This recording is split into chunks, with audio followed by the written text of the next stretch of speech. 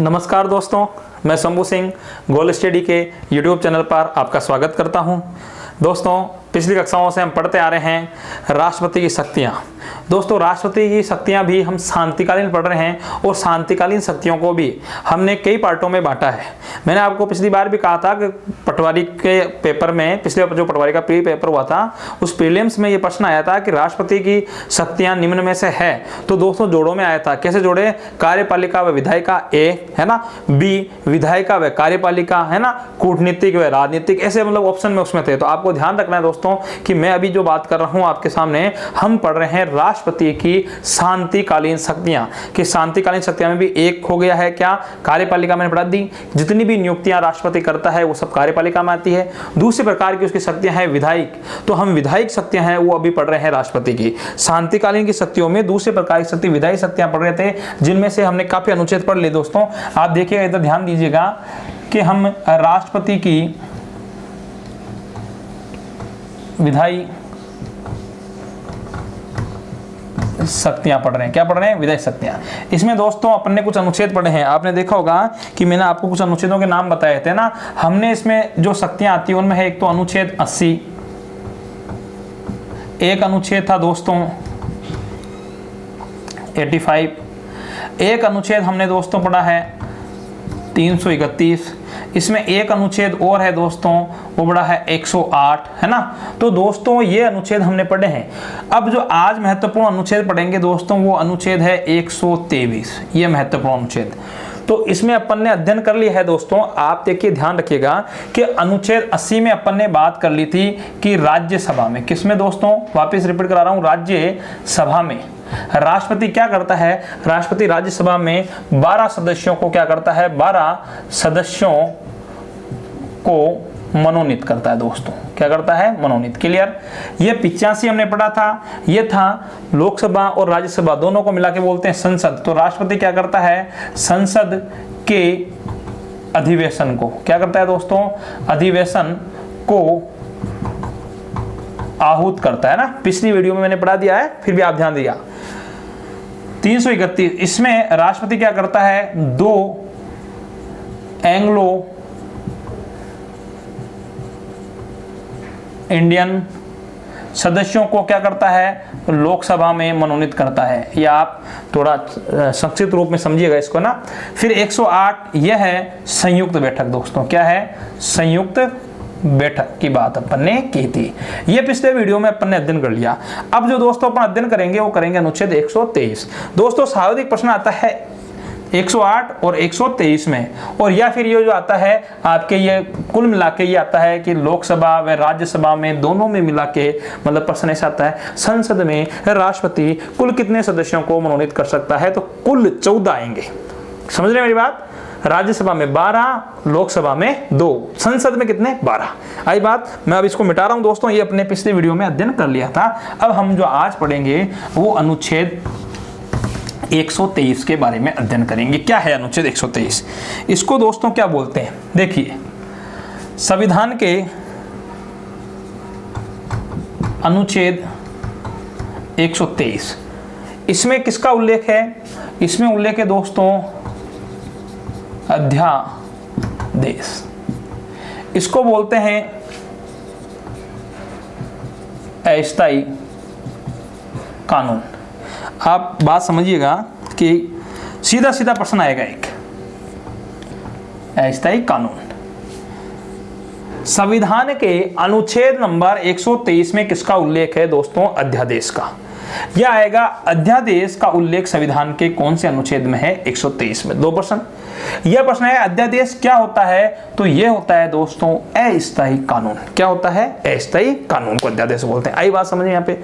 अब आप देखिए आगे, हम जो इस पर चर्चा कर रहे हैं कि अध्यादेश अस्थायी कानून होता है क्या? अनुच्छेद 123 का क्या है?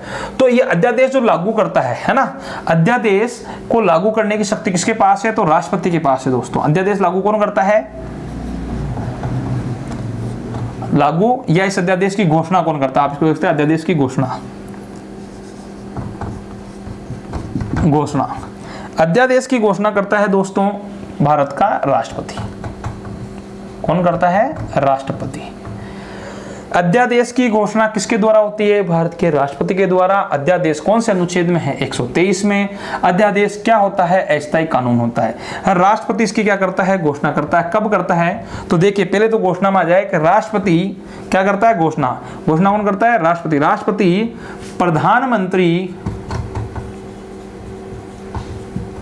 व मंत्री परिषद की सलाह पर। आई बात समझ में? ये सीधी सी बात है। राष्ट्रपति प्रधानमंत्री व मंत्री परिषद क्या करता है? सलाह के ऊपर क्या करता है? इसकी घोषणा करता है। अब देखिए दोस्तों, घोषणा करते हैं, कब की जाती है घोषणा? अब घोषणा कब की जाती है तो इसके लिए समझिएगा कि अध्यादेश कब लागू होता है। यह लाइन आपके महत्वपूर्ण है। यदि लोकसभा नहीं चल रही, आप ये कह सकते हैं कि संसद नहीं चल रही है ना। मेन उद्देश्य कारण क्या होता है? संसद ही होता है ना, कि संसद में क्या होती है? लोकसभा शामिल होती है, पर हम यहाँ लोकसभा, यदि लोकसभा है ना, ये आप संसद लिख सकते हैं, इसको क्या करेंगे अपन? संसद। यदि संसद का सत्र नहीं चल रहा हो तथा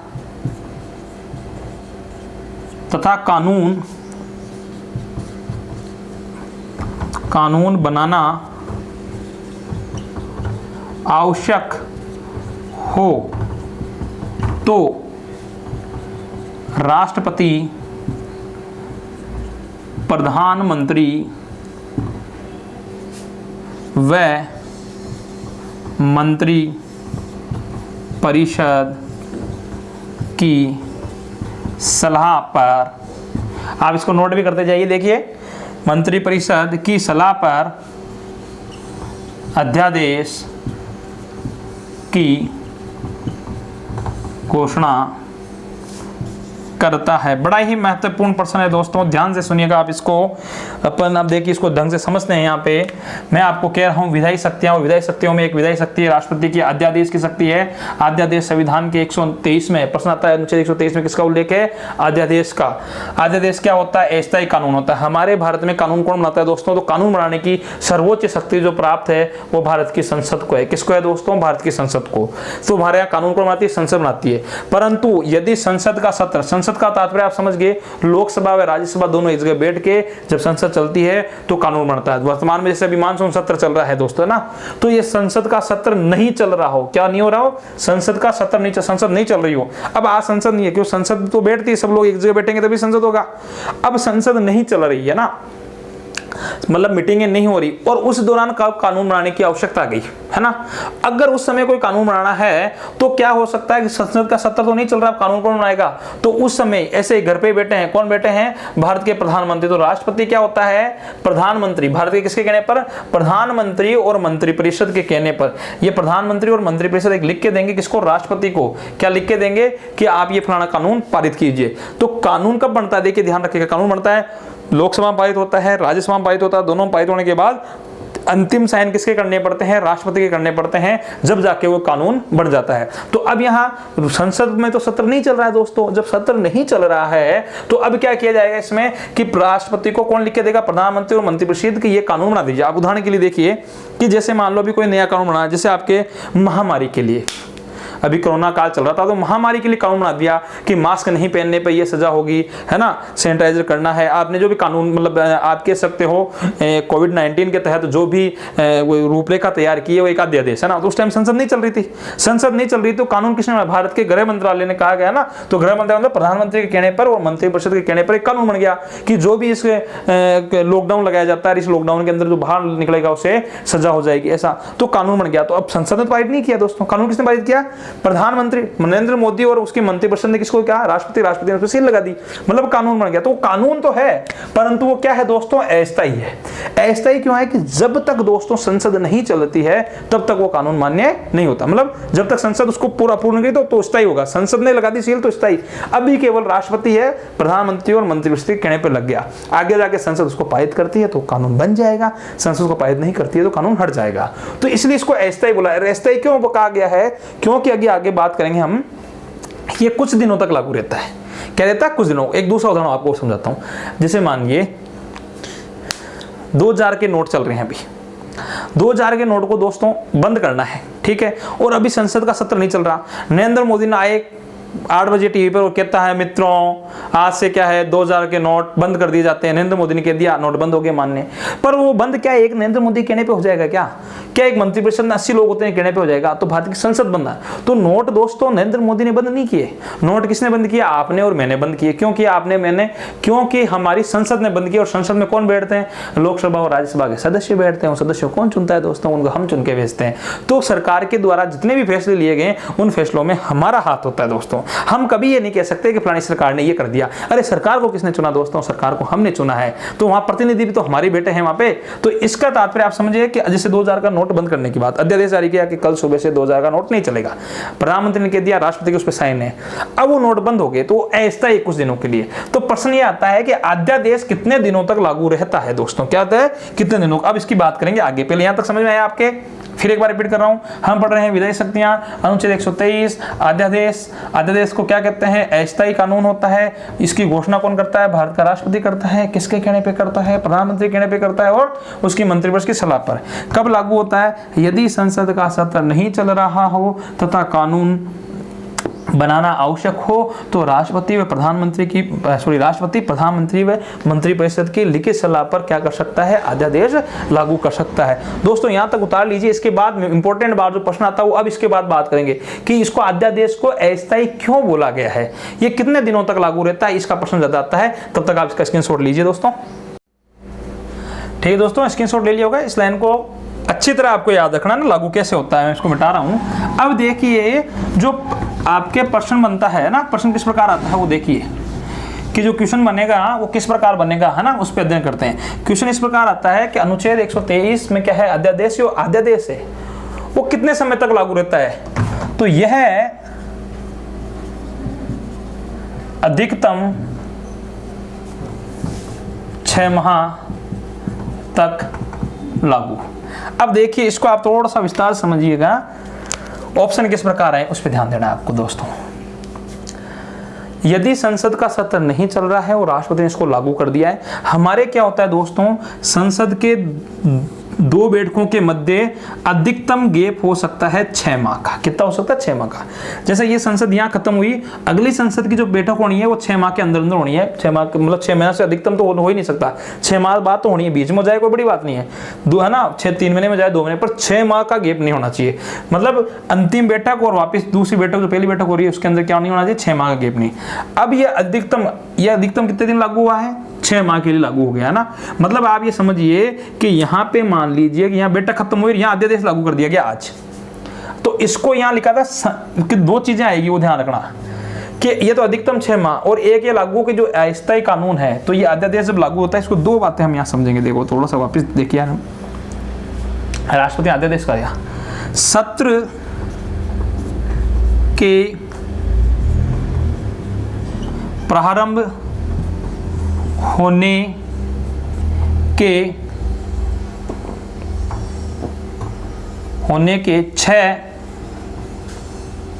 सप्ताह के भीतर संसद द्वारा अनुमोदन होना आवश्यक। यह है मेन इंपॉर्टेंट लाइन दोस्तों। आप ये ऊपर वाली लाइन पे ना जाएं, नीचे देखिएगा। सत्र प्रारंभ, सत्र किसका दोस्तों? संसद का। किसका? संसद का सत्र प्रारंभ होने के कितने सप्ताह? 6 सप्ताह। भी ऊपर वाली बात पे नहीं जाए यहाँ पे ना। 6 सप्ताह, 6 सप्ताह का मतलब 42 दिन। दिन पूछा जाए तो 42 दिन, आप इसको 42 दिन भी काउंट कर सकते हैं। ये लीजिए 7×42 है ना, 6 सप्ताह के। मतलब आज सत्र प्रारंभ हुआ, मतलब अध्यादेश लागू कर दिया। आप ये मान लीजिए कि अभी कोई महीना चल रहा है, जनवरी का महीना चल रहा है। अब जनवरी के महीने के अंदर मान लीजिए कि अब सत्र जब तक लागू तो है ही है, अब सत्र स्टार्ट हो गया। सत्र मतलब जिस दिन बैठक हुई उस बैठक के 6 सप्ताह के अंदर, कितने सप्ताह के अंदर? आज बैठक स्टार्ट हुई, मान लीजिए 1 फरवरी को बैठक स्टार्ट हुई है, तो 1 फरवरी जिस दिन पहले बैठक स्टार्ट हुई उस बैठक के 6 सप्ताह के भीतर क्या करना है, 6 सप्ताह के भीतर इस पे बात होगी कि हाँ साहब वो अपने 2000 की नोट बंद करने की बात हुई तो क्या हुआ। अगर वो संसद में पारित हो गया तो कानून बन गया स्थायी, इसके नाम से ऐड जाएगा, स्थायी बन गया। भाई सबने कह दिया हाँ जो बनाया वो सही बनाया। जैसे नरेंद्र मोदी ने स्थायी कानून बनाया, एक तो भाई आज 500 का नोट बंद हो जाएंगे, फिर वो संसद का सत्ता चला जाए, उन्होंने बंद कर दिया उसको, तो सब माना। अगर वो पारित नहीं होता है, वो संसद में लोग इस बात पे सहमत नहीं होते कि नरेंद्र मोदी जी ने जो कहा है वो बात हमें मान्य नहीं है, और वो बहुमत से पारित नहीं होता है, तो विश्वास गिर गया, और वो बहुमत से पारित नहीं हुआ तो कितने दिनों में, 6 सप्ताह के अंदर बात की, 6 सप्ताह के अंदर बात करने के बाद वो समाप्त हो गया। जितने दिन रहा उतने दिन रह गया, 6 सप्ताह के अंदर बात खत्म। और इस पे बात नहीं की गई, ना तो कि भाई लागू करेंगे, और ना कोई बात ही नहीं कि दूसरा कोई बहस चल रहा है और दूसरी बहस चल रही है, तो लास्ट 6 सप्ताह में समाप्त हो जाएगा। मतलब इसको पारित नहीं किया तो 6 सप्ताह में ऑटोमेटिक समाप्त हो जाएगा। आई मेरी बात समझ में छात्रों? ये कई बार बात ढंग से समझ में नहीं आती, 6 सप्ताह 6 महीना सर क्या बोलते हैं, इसलिए आप थोड़ा इसको ध्यान से देखिएगा। मैं दोबारा बोल रहा हूँ कि मान लीजिए संसद का सत्र स्टार्ट हो रहा है, कि आज से संसद में गए लोग, सत्र स्टार्ट हुआ, उस स्टार्ट होते ही 6 सप्ताह तक अगर इस पे विधेयक पे बात नहीं की गई, इस अध्यादेश पे बात नहीं की, तो ये स्वतः ही समाप्त हो जाएगा 6 सप्ताह में। और 6 सप्ताह के अंदर अंदर इस पे बात कर ली गई तो ये क्या हो जाएगा, स्थायी रूप से कानून बन जाएगा। तो प्रश्न ध्यान से सुनिए, प्रश्न क्या आएगा कि अध्यादेश सत्र प्रारंभ होने के कितने दिनों तक लागू रहता है, तो 6 सप्ताह करना। आगे बात क्या कहा, सत्र प्रारंभ होने के कितने दिनों तक या कितने सप्ताह तक अध्यादेश लागू होता है, तो 6 सप्ताह तक लागू है ना। सत्र प्रारंभ होने के 6 सप्ताह में बात करनी पड़ेगी। एक तो ये बात। अब मैं कह रहा हूं आगे 6 महीने वाली बात क्या है दोस्तों, यहां ये समझिए कि सत्र यहां प्रारंभ हुआ, क्या हुआ, यहां प्रारंभ, मतलब ये सत्र क्या रही है, अध्यादेश लागू हुआ। यहाँ पे तो मानते हैं हम अध्यादेश लागू हुआ ये तारीख को कोई, ठीक है, ये जनवरी के महीने में, और 6 महीने तक दोस्तों बैठक ही नहीं हुई है ना। जून में जाके बैठक हो रही है, यहाँ पे क्या हो रही है, जून में, तो ये कितने दिन हो गया, 6 महीने तक बैठक, 6 महीने लागू रह गया दोस्तों। तो अधिकतम कितने महीने लागू रह गया, ये 6 महीने, क्योंकि 2 बैठकों के और 6 महीने लागू रहने के बाद यहाँ बैठक होते पहले दिन ही पास कर दिया गया। जो कानून था वो राइट है दोस्तों, अगर ये कानून राइट हो गया उसी टाइम तो ये 6 महीने रह गया ना। भाई बैठक कितने दिन रहा, 6 महीने। बस जिस दिन अध्यादेश को लागू किया, लास्ट दिन किया, और ये अध्यादेश लागू रह गया ना अगली मीटिंग तक, है ना, तो 6 महीने का गैप आ गया। 6 महीने तक इस दिन इसको पारित कर दिया, तो ये अध्यादेश कितने दिन लागू रह गया दोस्तों, 6 माह तक रह गया। ठीक है, तो अधिकतम कितने रह गया, 6 माह तक, ये ध्यान रखिएगा। ऑप्शन देख के करना दोस्तों आपको। ये तो पूछा जाए अधिकतम जब 6 माह करना है और सत्र प्रारंभ दिखा हुआ शब्द आ जाए सत्र प्रारंभ होने के, तो दोस्तों आपको 6 सप्ताह ही करना है। सत्र प्रारंभ के 6 सप्ताह, अधिकतम 6 माह। पर दोस्तों एक थोड़ा महत्वपूर्ण प्रश्न और है, ये आपके दिमाग पे तय होता है कि आपकी प्रश्न किस प्रकार पढ़ते हैं। प्रश्न ऐसा आ गया दोस्तों, अधिक से अधिक या अधिकतम भी लिखा हुआ आ सकता है, तो क्या करोगे आप, तो ऑप्शन देखना है। अगर ये प्रश्न पूछते को, ध्यान सुनिएगा, सत्र प्रारंभ होने के कितने दिनों तक लागू रहता है, तो 6 सप्ताह, 6 माह, है ना, ऐसा लिखा हुआ है कि आपको 6 सप्ताह राइट करना है। अधिकतम कितना लागू रह सकता है, तो 6 माह करना है। पर ऑप्शन में अगर 6 माह के अलावा अधिकतम में एक चीज लिखी हुई है, तो दोस्तों यहाँ सोचिए कि यहाँ ये प्रारंभ हुआ था 6, ठीक है, क्या अध्यादेश, और यहाँ से ये 6 माह तक बैठक नहीं हुई, कितने माह रह गया, 6 माह तो रह गया, प्लस ये बैठक हुई और इस बैठक के होने के 6 सप्ताह तक भी इस पे कोई बात नहीं की गई, तो ये क्या हुआ दोस्तों, यहाँ समाप्त हो गया ना। तो अब मैं आपसे प्रश्न पूछ रहा हूँ कि ये अधिक से अधिक कितने दिनों तक लागू रहा, तो ये रहा 6 माह व 6, क्या करोगे दोस्तों, 6 सप्ताह तक भी ये क्या रहा है, लागू रहा है अधिकतम। तो आपको ऑप्शन देखना है दोस्तों, कहीं ऑप्शन ये आ जाए तो आपको ये करना है। आ गई है मेरी बात समझ में आपके? तो ये प्रश्न महत्वपूर्ण है आपको दोस्तों, ये आता ही आता है दोस्तों। आई बात समझ में? अगर आपको सत्र प्रारंभ होने का पूछा जाए, सत्र प्रारंभ होने के कितने दिनों तक अध्यादेश लागू रहता है, तो आप क्या करेंगे, 6 सप्ताह। अध्यादेश अधिकतम कितने माह लागू रहता है, तो 6 माह। पर मैं यहाँ ये समझाना चाह रहा हूँ कि कहीं 6 माह की जगह 6 माह और 6 सप्ताह लिखा हुआ है, तो ये राइट होगा दोस्तों। ये बात मैंने आपको यहाँ समझा दी है ना, क्योंकि यहाँ से यहाँ तक लागू रहा 6 माह, इसके ऊपर यहाँ बात नहीं की और यहाँ जाके बात नहीं की, समाप्त हो गया, तो समाप्त हो गया। तो 6 माह और 6 सप्ताह तक अधिकतम रहा है। इसको ध्यान से देख लीजिएगा, वीडियो को बार बार देखोगे तो आपके समझ में आ जाएगा। पर अधिकतर प्रश्न ये और ये 2 ही चीज़ें हैं, ठीक है। तो आप यहाँ इसका स्क्रीनशॉट ले लीजिए, फिर अपना आगे इसके अंदर क्या करते हैं, बात करते हैं दोस्तों, है ना। ठीक है दोस्तों, ये अपन ने शक्तियां पढ़ ली थी। अब अपन क्या करेंगे कि आगे की जो शक्ति है वो विट्टो की शक्ति है, राष्ट्रपति की विट्टो की शक्तियों के बारे में अपन क्या करेंगे, अध्ययन करेंगे। ठीक है, अब विट्टो 3 प्रकार के होते हैं, कौन कौन से विट्टो से कैसे प्रश्न आते हैं इसके बारे में अभी तक जो हमने पढ़ा है वो राष्ट्रपति की दोस्तों क्यों शक्ति पढ़ी है, राष्ट्रपति की अपने अध्यादेश की शक्ति पढ़ी है। क्या पढ़ी है, अध्यादेश की। और इस अध्यादेश की शक्ति को आपको ध्यान से पढ़ना है, इसमें से प्रश्न 100% आएगा, कई बार इससे प्रश्न पूछे गए। दोस्तों आगे का जो है आपके विट्टो की शक्ति वो अगले वाली वीडियो में अपन फिर अध्ययन करेंगे। तब तक के लिए दोस्तों धन्यवाद।